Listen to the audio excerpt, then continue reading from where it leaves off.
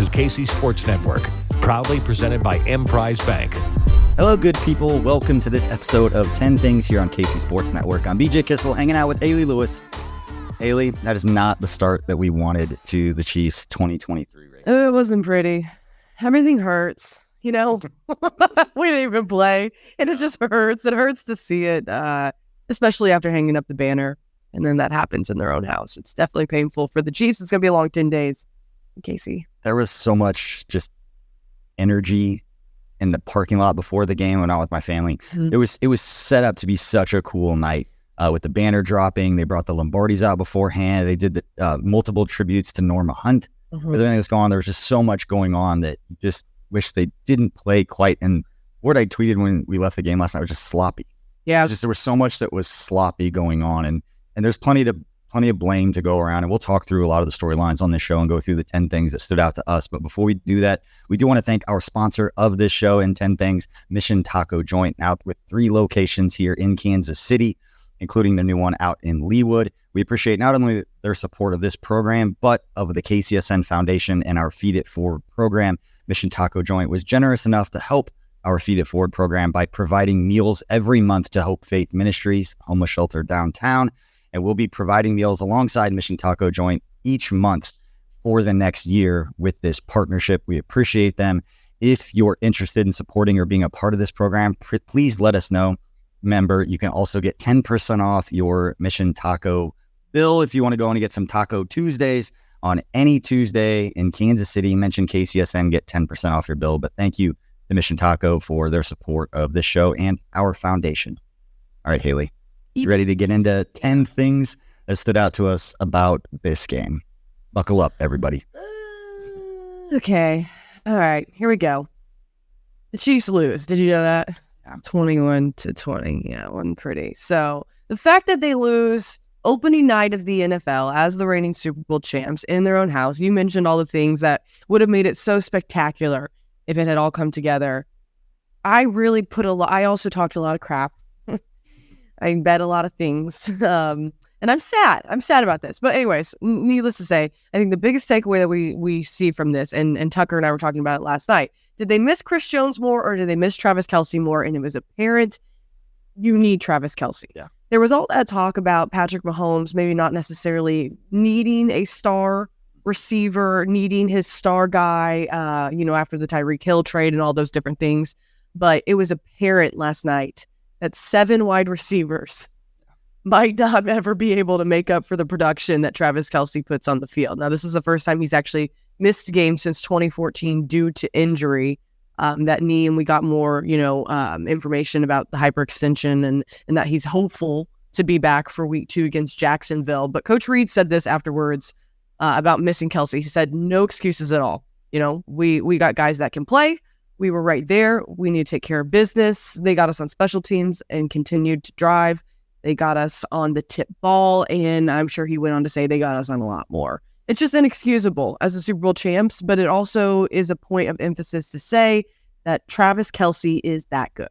Yeah. I think this last night's game, and it once the dust settles and all the kind of emotion of it for all fans, and I know Chiefs fans and all fans of any sport are emotional about it, but once it kind of the dust settles a little bit, and you step back, like we know that most NFL games, even with the Kansas City Chiefs, as good as they were last year winning the Super Bowl, they weren't always blowing people out. These games are settled by 5 to 7 plays, and the Chiefs have been so disciplined and so good that's why the word sloppy just stood out to me, that the things that they're normally so crisp with, they weren't. And we're going to talk about Kadarius Toney and his games. It's going to be the talk for a lot of people. But to your point, they needed Travis Kelce, and this is, and I'm going to be very careful about the way I say this because I don't want it to come across for anybody, and speaking on behalf of those of us who were in the camp of, I wanted DeAndre Hopkins. I believe that we needed a veteran weapon to step in and play. This is not an I told you so moment for the people who are like, we have young standout wide receivers. Justin Ross is going to be a star. There were people that were saying, granted it's a small faction, but there were people saying we don't need DeAndre Hopkins because we have Justin Ross.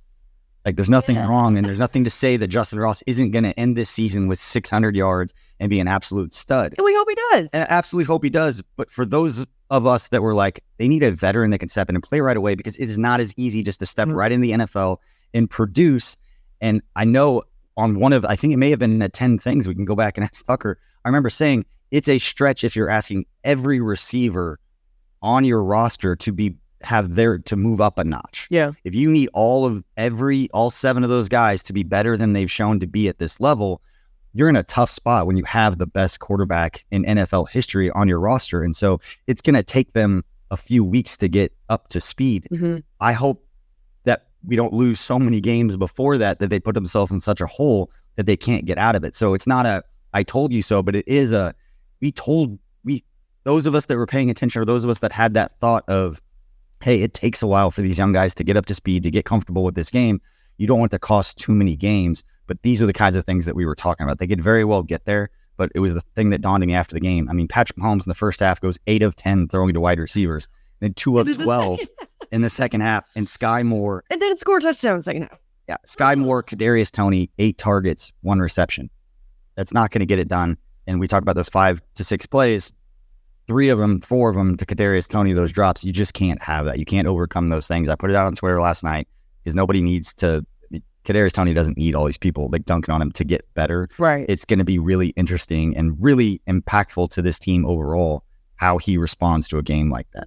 And I saw somebody on Twitter saying, knowing Andy Reid, the first offensive play, Jacksonville is going to go to Kadarius Toney. Exactly. And I think it's just, but overall, it's just disappointing. You know, heading into that game last night, the Chiefs have strung together 8 consecutive wins on opening night, or they're opening their season, and it's just disappointing to see. But we talked about the struggles at wide receiver, all 7 getting targets. I want to be careful with the words that I choose. Kadarius, he was out with a knee injury. He was struggling during training camp, so he was out. And again, I'm talking most recently at practice for the past couple of weeks, has been struggling with that, and it showed.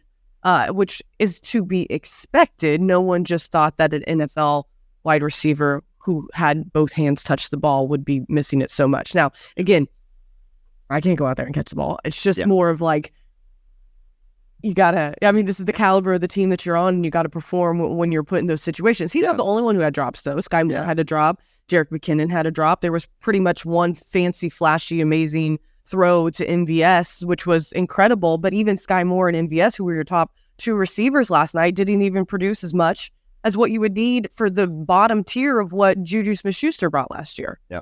So it's going to be something that we'll have to see how things shake out. But the answer, it's eluding me as well, BJ. Yeah, they've got to get, I mean, obviously, they have to get better. They can't play like that and continue to go. But I don't like we got to cut him. We got to get rid of him. He should never play. You don't win a Super Bowl without Kadarius Toney. You're the greatest punt return in NFL Super Bowl history. Let's keep some perspective. It's okay for a player to go out there and have a horrible game. It just the situation, everything around it made it suck even more. It was the opening game and all of these things.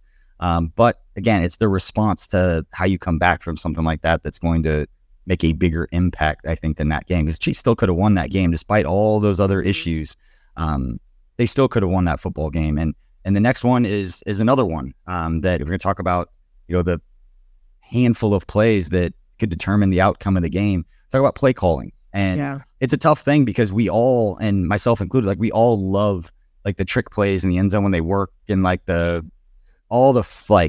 can't think of what the pageantry, Tucker, what was it called? what were we looking for? They did the snow globe, the snow globe play. Then we saw the college team do it. All this stuff is awesome when it works, and then when it doesn't, you're just like, why are they trying all this stuff? Just run it down the middle, or just do a simple play.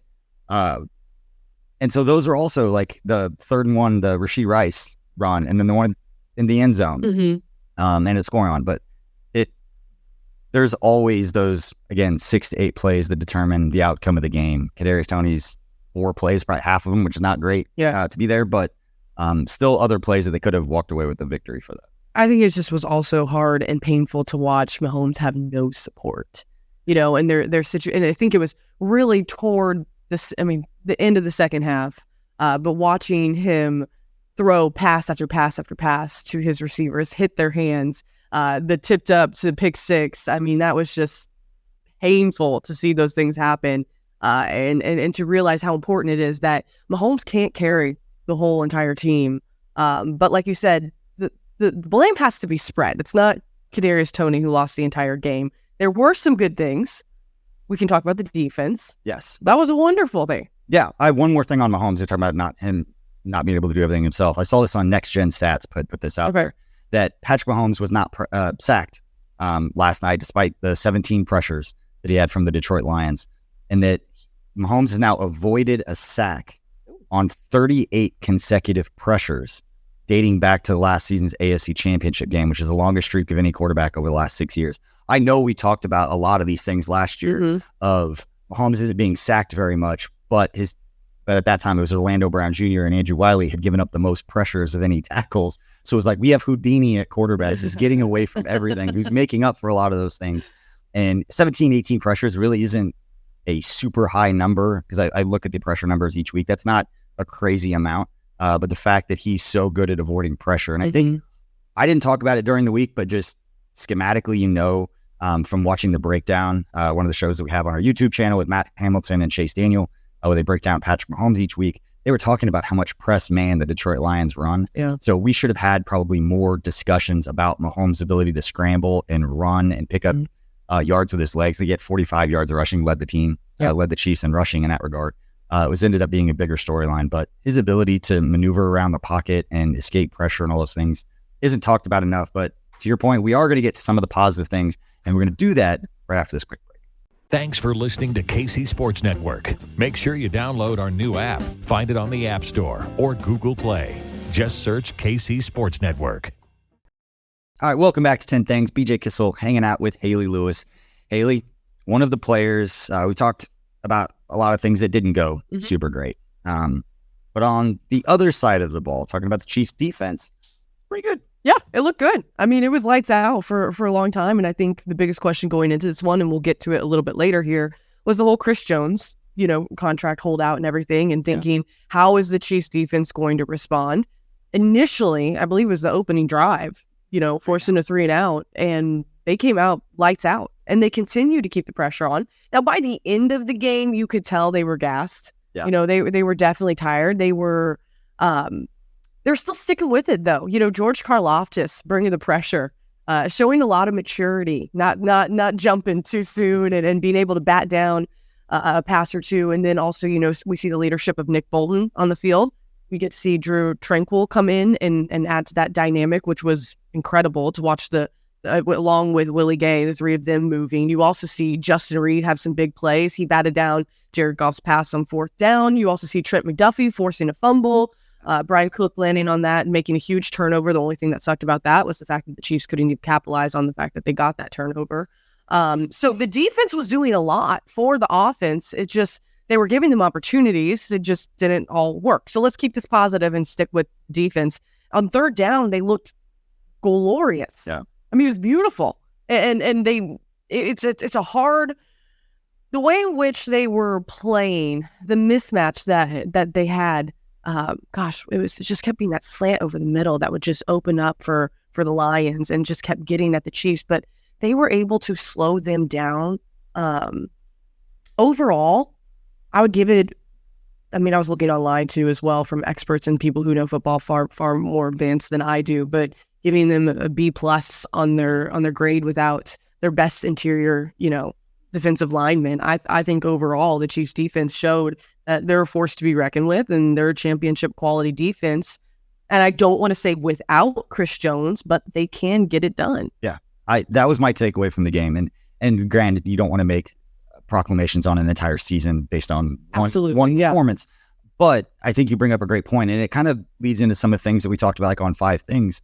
With this is a lot of those second-year players getting better, and Trent McDuffie was at the top of that list. My biggest takeaway from the defense, and not to make it about we don't need Chris, but it was, how is this defense going to look against the team? And I'm higher on the Detroit Lions than a lot of other people. I did do pregame with Kendall Gammon and over at 101 The Fox, and he was not as high on Detroit as I was. So the fact that the Chiefs defense only gave up 14 points, I know Jahmyr Gibbs is a rookie, but he is going to be a star. He is going to be a stud in this league. And I think they plan on using him more. I think he is going to get more touches, and they're going to figure out ways to utilize him more as we get deeper into the season. But this is a very solid team. I am not as down on Jared Goff, I think, as some other people are. He's coming off the best season of his career. The Detroit Lions were a hot team. And that's not to excuse the Chiefs losing. The Chiefs still should have. And for as bad as they played, they lost by 1 point. Like, they did not score in the second half. The defense kept him in the game and gave him a shot. So giving up 14 points to that Detroit Lions team, I don't see as a bad thing at all. But again, biggest takeaway, Mike Dana, I thought played really well. Why did I not mention early in the game? He was making an impact. There was a time I looked out and we were sitting in the end zone. Yeah. Sitting kind of lower, like we're in the 12th row. So there's only certain things you can see. Sure. Like jersey number, like it's such a different experience going to the game, especially when you have a lot of new faces. Because at one point I looked on the first quarter, I think it may have been the first or the second drive for the Lions. I looked up and Malik Herring was on the field.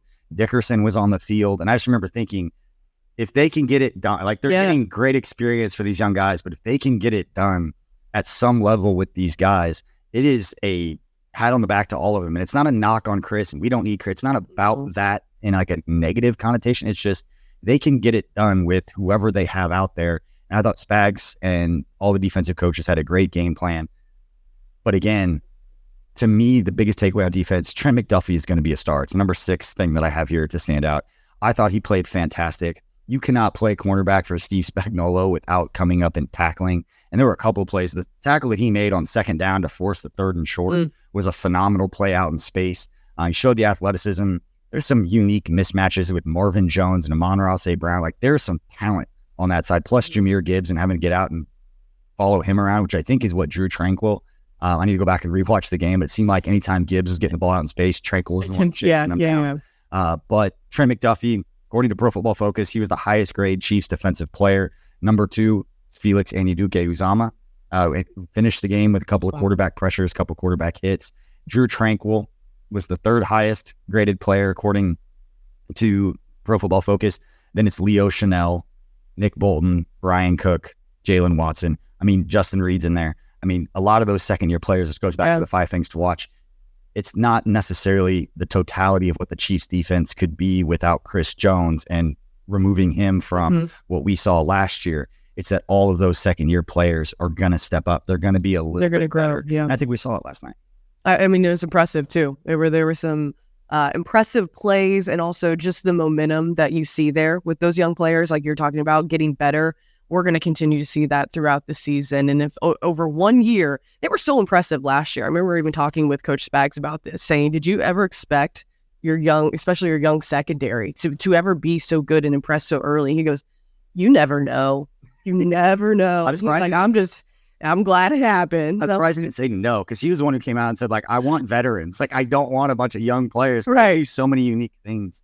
They blitzed them all. Like, there's a lot to playing. I mean, I'm not saying that there's not a lot playing defensive back anywhere where you go, but Spikes puts a lot on those guys, and there's a reason he says he likes veterans, and then they shove like 5 rookies on his defensive backfield. Hey, it has panned out so far. Hopefully it continues to pan out. When we talk to veteran players, they say his playbook is one of the deepest defensive playbooks they've ever had to learn. So props to those guys for stepping up big. Hopefully it continues.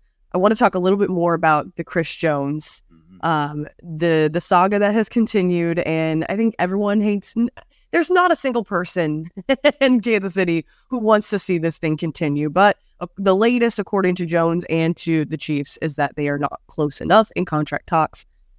Both parties have also indicated that there hasn't been as much communication. Now, I want to pose this question to you, BJ.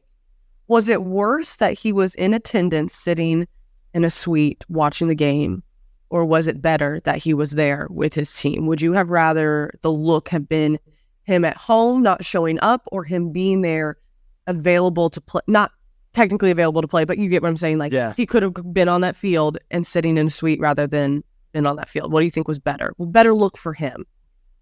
I hate this, and I'm not going to pretend to like be friends with Chris. I know Chris. I know his agents too, and they've always been good to me. So like, I hate this situation. I've said that for a while now. Unless I missed something, and going to the game, like you don't see everything on TV. Chris wasn't with his teammates. He was hanging out with his agents. Yeah. And so it wasn't like he was being there supporting, and unless he contractually had to be there for like his McDonald's stuff in order to like suffice that contract.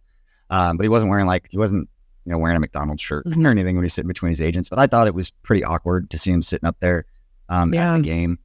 It wasn't a distraction to the players, because the players aren't on social media before the game and they're not watching and seeing it all. But I don't know how I'd feel as a player coming off a tough loss and then seeing Chris Jones sitting in a seat that he paid just over $1 million for that ticket. to sit there and watch the game and not be with his team because of the fine of not being there. So I hate the situation. Yeah. I didn't like that he was there sitting and not being a part of his team, just because if I'm a teammate, I don't know how I would feel about that. You're not going to get into business. They're not going to criticize each other for trying to get paid and all those things. Players are pretty respectful. They're mature and they're adults about all of it. But I did not like the look of him, sitting sandwiched between his two agents that are trying to look out for him and do the best and get the best deal they can for him. I just thought it was a bad look. And based on the very cool, calm, and collected comments that I was seeing on Twitter, I would say it was pretty unanimous that Chiefs fans did not like seeing him there. And I don't know how much different it would have been if they had eked out a win, and they may have felt differently, but wasn't a great look based on how it all played out. I agree with you. It was almost when they panned to that on the broadcast, it was just like, oh, like you don't know how to feel about it. It's like you want him to be there, but you're also like, would it be better if you weren't there? I will say, to spin this into a positive, the memes were popping off. Now, I know you were there in person, so you were particularly on Twitter or on the tweet. But the memes about him sitting between his two agents, people kept tweeting out, blink twice if you're being held hostage or if you're okay. That basically, what's the guy, Tuck? He's the one who say bar rescue or... I think it's crazy. And then they were talking about the Blues Brothers. Basically, the memes popped off and they did deliver. So if you would like to have a little lighthearted take on the whole Chris Jones debacle, you can go to Twitter later on and see how many... I mean, he does look like he's being held hostage between the Sopranos. I'm sure it's super awkward for him, too. I don't know if I'd feel differently. I don't even know what the rules are as far as like what's officially reporting. Can he even be around the team and not having to be... This week, too. I was confused on that. If you're away from the facility, is that why it's allowed?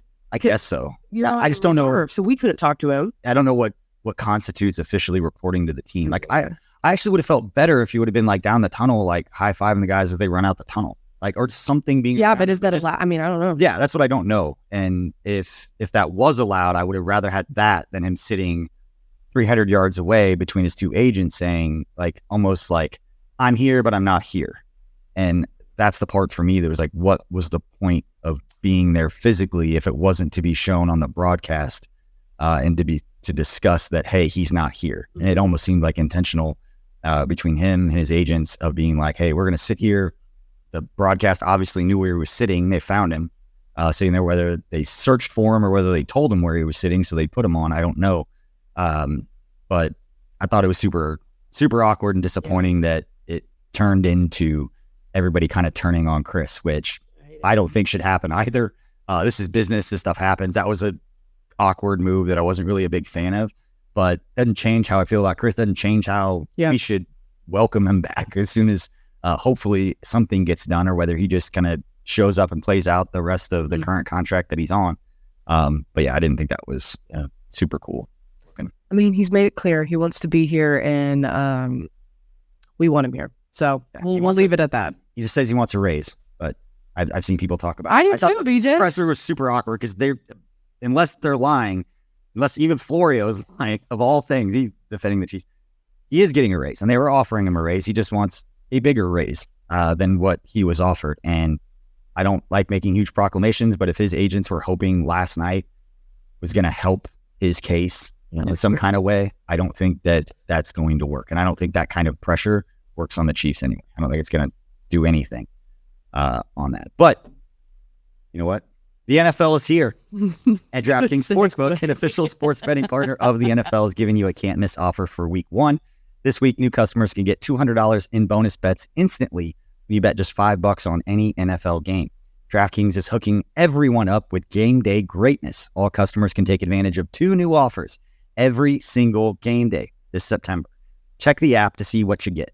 Download and use code KCSN to sign up. New customers can take home $200 in bonus bets instantly for betting just $5. That's code KCSN only on DraftKings Sportsbook, an official sports betting partner of the NFL. The crown is yours. Gambling problem? Call 1-800-GAMBLER or visit www.1800gambler.net. In New York, call 877-8-HOPE-NY or text HOPE-NY or 467-369. In Connecticut, help is available for problem gambling. Call 888-789-7777 or visit pg.org. Please play responsibly on behalf of Boot Hill Resort and Casino. 21 plus age varies by jurisdiction. Void in Ontario. See dkng./football for eligibility, terms, and responsible gaming resources. Bonus bets expire 7 days after issuance. Eligibility and deposit restrictions apply. I'm so glad to get through that. No, we appreciate DraftKings support. Tucker, it's enough. I know you had to do that one last night. I should have read through it before I actually read it. So that was completely off the top. I appreciate you, DraftKings. So it says Hope in Y. I read it as Hope Me. And I was like, I had to say that. It would have been so foul. If you're curious, check the description in that show, and it will be in. Okay. My last point, I'll give this to you, and then you can wrap it up for me. The Chiefs responding after this week is really what it's all about. Mm-hmm. There's your spin. There you go, Chiefs Kingdom. That's it. That's all I have. No, but basically this is a test. Yep. It looks, you have an egg on your face. It ain't great. It doesn't look good. It's not pretty, and it's not fun. And like I said, it's going to be a long 10 days until the Chiefs are back on the field in Jacksonville. So this is going to be, how do the Chiefs respond? They usually do respond to adversity in the past very well. This is a new season, a new, regime, new players, new roster, but it's not all that new. Yeah. So you still have Coach Reed. You still have the leadership in the locker room with Patrick Mahomes and Travis Kelce and those people hopefully who will be back and not have, or Kelce who will be back without an injury this week or coming week. I don't even know what day it is. So that's really going to be the biggest thing, is how you have an entire fan base, and I hate to say this, destroying you on Twitter right now. And Chiefs fans, like, y'all gotta relax sometimes. Like, at the end of the day, death threats and that kind of stuff is ridiculous. This is a game. So breathe. Yeah. I mean, seriously. It's always been that way. It's never going to change. I know, but like, good Lord. I know. I was working there, like, people would say, I hope the plane like, when I tweet out, like, the final score on a loss, they'd be like, hope the plane crashes. Like, I'm getting on the plane, like, FaceTiming with my daughter and my son is like, you people. Okay. Like, this is our people. Like, this Chiefs Kingdom. And I know it's a small faction. Most people, and most of the people listening, really pissed off. They're out having a good time. You set it up. And we get that. Plan your day around it, and then they lose and it ruins your day because you're emotionally invested into it. The same reason that you get so down on it is the reason that you're so passionate about it, which is why it feels so good when they are successful, and that you feel like, hey, we're in the middle of this like dynasty best stretch. Yeah, and this was just in franchise history. And when you lose games like that, it's like, no, like, we've lost games, like, we're better than this, and we should. And expectations are a crazy thing, and it does a lot to fans. I have been told that in relationships, expectations. Want to get on the couch? We could have another conversation here, Hayley. Get some dad advice. No, I'm the wrong person. We'll get Tucker in here and you can give some advice. No, I'm tired. I'm never gonna be the anymore. Fans are gonna be passionate. They're going to get hot and cold, and especially the ones that are a little bit younger than I am, that kind of grew up on social media and just kind of sharing their thoughts on everything all the time. Yeah. And putting it out there.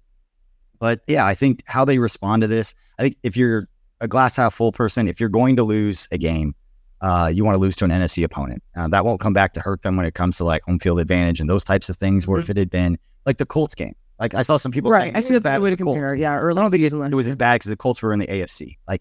And I'm much, again, higher on the Lions. I think a lot of the people, I think at the end of the season, this isn't going to seem as a bad loss in that Detroit wasn't a good team. I think it's going to be a bad loss of, wow, the Chiefs played one of the worst games that we've seen from them, at least offensively, probably in Patrick Mahomes' era. Like, it's up there, at least from a Kadarius Toney, like, wide receiver situation. I can't remember a game in which the wide receivers played as poorly as they did, or didn't offer as much in a game. But it's not the beginning of the end. Yeah, it's one game. And again, if you're looking for a glass half full, they played pretty poor. Now, not on defense. The defense gave them a shot. I think the defense came out and played inspired. I think that they probably heard and knew that a lot of people were going to take this as, what can this group look like without Chris Jones? But yeah, how they respond to this is going to be everything. Luckily, you've got one of the greatest coaches in NFL history. Yeah. A culture that was built in that organization that's going to hold guys accountable, that they're not going to dwell on this, and that they are going to pick up Kadarius Toney. They're going to say the right things to him. They're going to support him and try to do that, because he doesn't need anybody internally, externally telling him you got to be better than like all the negative things. Like He actually deleted his Twitter this morning. I don't. Tony deleted his Twitter. Yeah. Probably because Giants fans were after him. If I was a Giants exactly fan, what the rest of the tweet says. Yes. He spent all offseason dunking them on Twitter. And going after people. So you reap what you sow in that regard. None of that stuff is real. It doesn't matter to what's happening on the field, but you put a target on your back by saying things. This is what happens. But how he responds to that, how the team responds to it's going to be everything. We have enough examples now over the last several years of how they respond to these types of things that I'm not concerned. I am concerned about the young receivers getting up to speed fast enough that we don't have to lose 2 or 3 more games like this before they get caught up to speed. And then we do dig ourselves a hole that they can't get out of without having to make things more difficult down the stretch in the playoffs. Yep. Well, the Chiefs are now the hunted. You know, they got the target on their back. Everyone's coming for them. And this was a wonderful opening for the rest of the NFL fans who despise the Chiefs' success to really lay into them. And hopefully Kansas City can brush it off, but also keep the receipts and move forward and use this as motivation and pop back next week. I'll say one thing about the game last night, just because when we were there were a ton of Lions fans.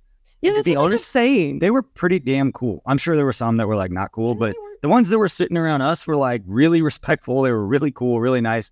I think it's because as a fan base, and I'm old enough to like remember and 9 consecutive playoff losses, like NFL record, like I remember this. Kind of how the Lions are. Like they're a pretty beaten down fan base that they just want. They finally have some like hope and some excitement. Mm-hmm. They've got a good team and they're coming off a good start to the year. This was a phenomenal start for them.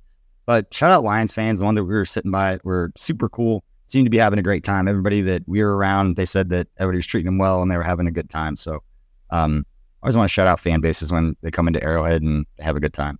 That's what you want. We like that. We like making friends.